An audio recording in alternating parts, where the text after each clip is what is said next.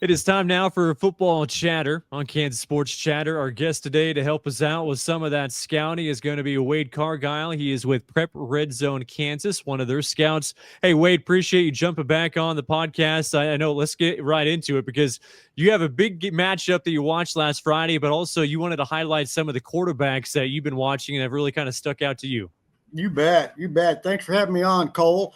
Yeah, we've the Sunflower State's pretty fortunate to have quite the talent at the quarterback position.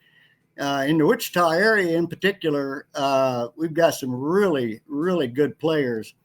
Andale, of course, is number one team in their classification, and they're running the show there is Sam Harp, and he is quite the lethal dual threat force on the field. He can run like a tailback, but he can also throw well enough to keep players or keep the defenses, from packing the box on him. And he had a really good year last year, and he is really breaking out this year already. He's one of those guys that probably would have as good a stats as anybody in the state if he was allowed to play the entire game. He's quite the one. And then Manny Myers from Mulvane, he's one of my favorites that I've been following. It's a great baseball player and also is a great dual threat. He's kind of like Sam Harp in that they're both quick, can really run and throw. Manny's a southpaw, which is a little different from Sam, but they're both about the same size and really, really good athletes in total. So then we've got a guy up in Valley Center named Connor Thatcher that a lot of people haven't heard of yet, but that's not going to last for long because he's already lighting it up. He's throwing to a kid named Spencer Crumrine, who was a standout wide receiver at Sedgwick last year. And he transferred to Valley Center, and he and Thatcher are really hooking up as a dangerous threat between the two of them. So I'm anxious to see how they work out and going forward. Then we've got some other kids that I'd like to touch on too. One of the younger guys from Maize is Easton Melton, and he's backing up Braden Myovola right now, but he's a young stud that's coming up, and I'm really anxious to see how he's going to play.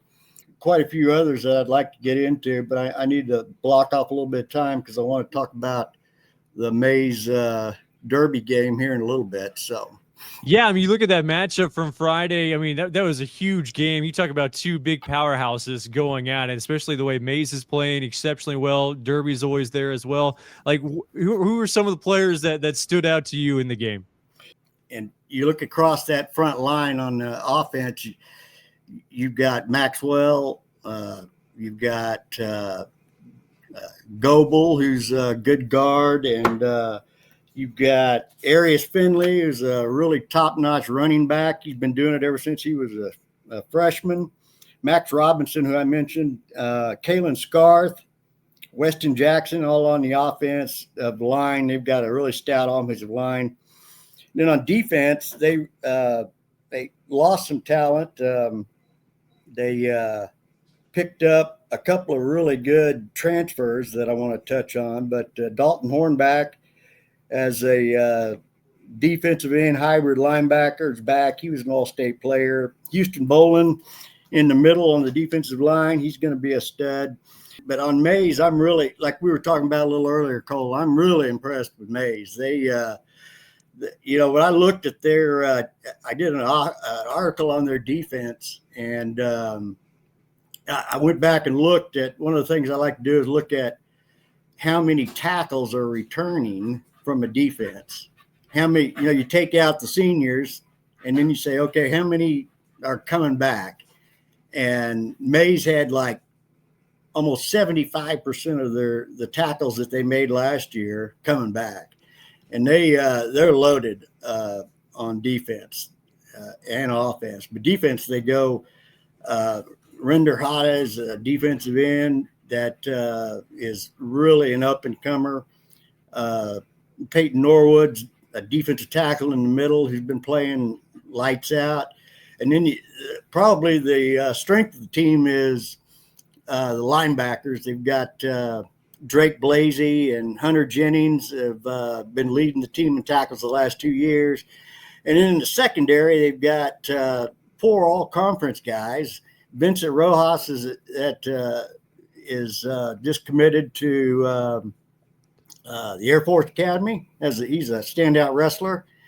And then Ty Willits, who's a great basketball player. He's a free safety that roams the third level there, and nothing gets by him.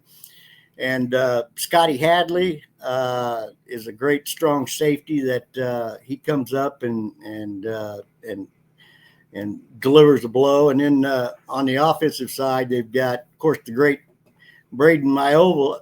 That's probably one of the best dual threat quarterbacks in the state.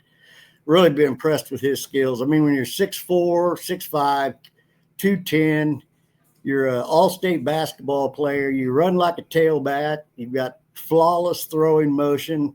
I mean, he's something. He's going to play D1 somewhere, and then he's got some really good targets to throw to, like Pierce George, who is a really good all-around athlete. He can play quarterback as well. But he's a great receiver on the outside, can play in the slot. You've got Shannon Jones as a running back. He is catching passes out of the backfield and running well. An impressive list. Wade, appreciate your time and have fun this week. All right, Cole, always glad to see you. Have a good one. You too. That's Wade Cargile with Prep Redzone Kansas, one of the scouts joining us for Football Chatter.